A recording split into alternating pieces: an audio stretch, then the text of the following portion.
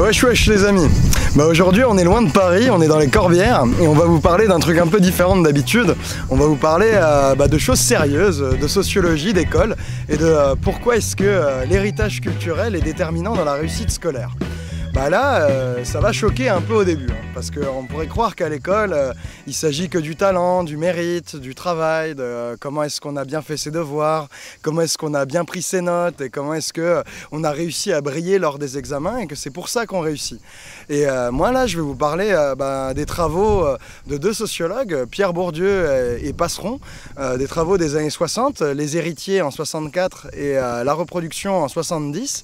C'est des vieux travaux de sociologie, mais qui restent encore pertinents aujourd'hui et qui montrent qu'il y a une grande influence de l'héritage familial sur les résultats scolaires. Alors ça se voit d'abord par la culture que l'école véhicule, parce que ça vous a pas échappé, à l'école il y a des programmes, il y a des sujets, on nous parle de Molière, de Racine, du théorème de Pythagore, de la bataille de Marignane, du cycle de l'eau, des circuits électriques et de plein de choses qui sont dans les programmes. Et cette culture que l'école véhicule, elle peut être dite légitime, parce que en fait l'école elle fait un petit découpage dans toute la culture qui existe dans notre monde et en choisit et en sélectionne certains aspects, et c'est des aspects souvent pas innocents. On voit bien que Racine c'est pas Marc Lévy, c'est pas Harry Potter, et que on nous parle assez peu des injecteurs d'un moteur, ou de comment est-ce qu'on réussit une béchamel, ou de quels sont les différents types de tissus, et de plein d'autres éléments de la culture que l'école aurait pu relayer, et qu'en fait elle ne relaye pas parce qu'elle s'attache et qu'elle est concentrée sur la culture légitime. Et donc tout de suite on voit que selon qu'on soit élève, enfant d'un milieu plus ou moins familier avec cette culture légitime, on aura déjà des facilités ou pas.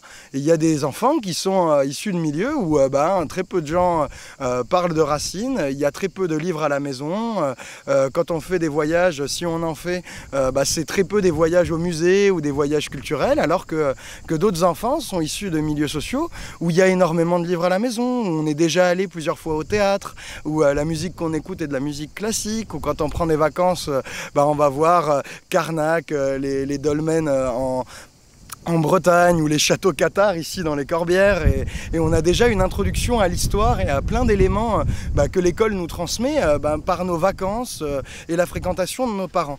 Donc Bourdieu et Passeron appellent ça le capital culturel hérité.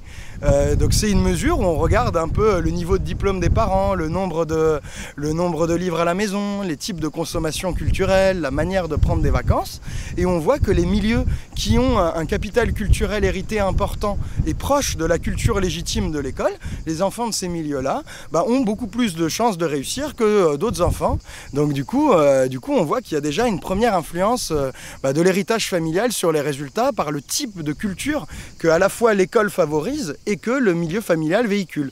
Et donc du coup ça fait une première distinction et une première manière que l'héritage a de jouer. Donc là je vous fais une petite précision pour pas que vous preniez mal ce que je dis. Ça ne veut pas dire qu'il faut être d'un milieu favorisé pour réussir et que c'est absolument impossible pour les milieux d'en bas. Non, c'est pas du tout aussi absolu.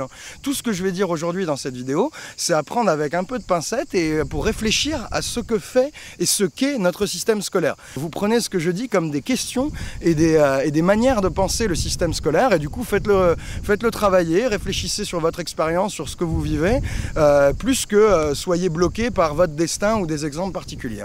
C'est une petite précision, et là maintenant je vais passer à mon deuxième point. Deuxième point, là on va parler de la manière d'être. Parce que en fait l'école ça sanctionne plus que des connaissances. Bon, ok, c'est un peu moins vrai dans les maths où là on a juste ou on a faux, c'est vrai, ok. Je parle souvent des matières, surtout des matières littéraires, je vous l'accorde, il n'y a pas de problème. Mais l'école, elle sanctionne aussi une manière d'être, une manière de parler. Et quand quelqu'un parle avec un accent qui est très éloigné du milieu social des profs, un peu comme ça, sans s'en rendre compte, il va avoir plus de marche à gravir pour avoir une bonne note à l'oral que quelqu'un qui est immédiatement avec la bonne manière de parler, la bonne manière de se tenir, la bonne manière d'enchasser des subordonnés et l'accent qui est commun à celui du milieu social des profs. Parce qu'en fait, l'école, c'est une machine où il y a des professeurs et des élèves. Et les professeurs ont certes des attentes scolaires Ils ont un programme scolaire, ils ont différents points que eux doivent transmettre dans leurs cours et qui sont plus ou moins acquis selon les notes et les réussites aux examens des élèves. Donc il y a tout un truc qui est cadré, mais il y a quelque chose qui ne l'est pas. C'est la relation d'individu à individu. Et cette manière d'être qui touche beaucoup la relation d'individu à individu est différemment transmise selon les milieux. Donc je vous ai pris l'exemple de l'accent, mais ça se voit aussi dans les manières d'écrire. Et le problème, c'est que les profs n'arrivent pas à enseigner, ça ne s'enseigne pas cette manière d'être. Et dans les difficultés à l'écrit, souvent les profs en sont bornés, ne peuvent pas dire plus que du coup lisez, confrontez-vous à la lecture et par la confrontation à la lecture ou à écouter des émissions sérieuses, l'élève va avoir un peu plus d'habitude d'entendre et de manier un rapport à la langue élaboré, soutenu, mais le prof est obligé de lui dire écoutez, lisez et imitez.